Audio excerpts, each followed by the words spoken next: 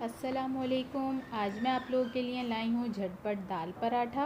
ये मूंग की भरेरी दाल मेरे पास बची हुई थी, तो उसका झटपट पराठा, जो कि मेरी बेटी की फ़रमाइश है कि मम्मा मुझे पराठा चाहिए, तो मैंने फ़ौरन इस दाल का पराठा बनाने का सोचा। तो ये रेसिपी आप लोगों के लिए है।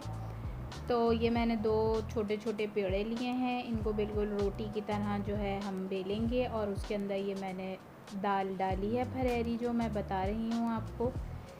इसको इसके अंदर हम फिल करेंगे, जैसे ये आप देख रहे हैं। जैसे पूरियों में हम भुर्ता या फिर कीमा भरते हैं, सेम उसी तरीके से।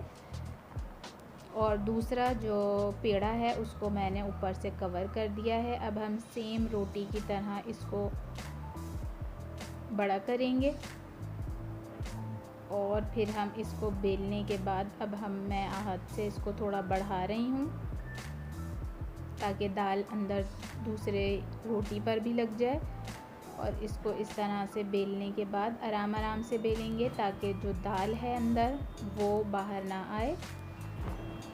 और ये मैंने डाल दिया।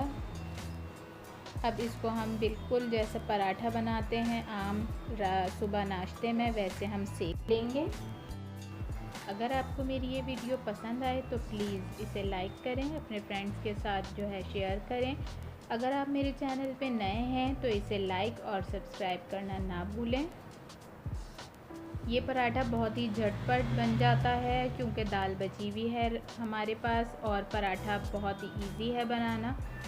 ये पराठा मैंने अपनी बेटी के फरमाइश पे बहुत ज़्यादा ही जल्दी में बनाया था, तो इस वजह से मैं इसके अंदर कोई ख़ास प्रेजेंटेशन नहीं कर पाई। इसके साथ आप रायता भी ले सकते हैं, अचार भी ले सकते हैं, हरी चटनी या फिर लाल चटनी, जैसा आप चाहें। ये बहुत ही ज़्यादा सॉफ्ट और मज़े का बना है। इस रेसिपी को ट्राई ज़रूर कीजिएगा और मुझे फ़ीडबैक दीजिएगा। अल्लाह हाफ़िज़।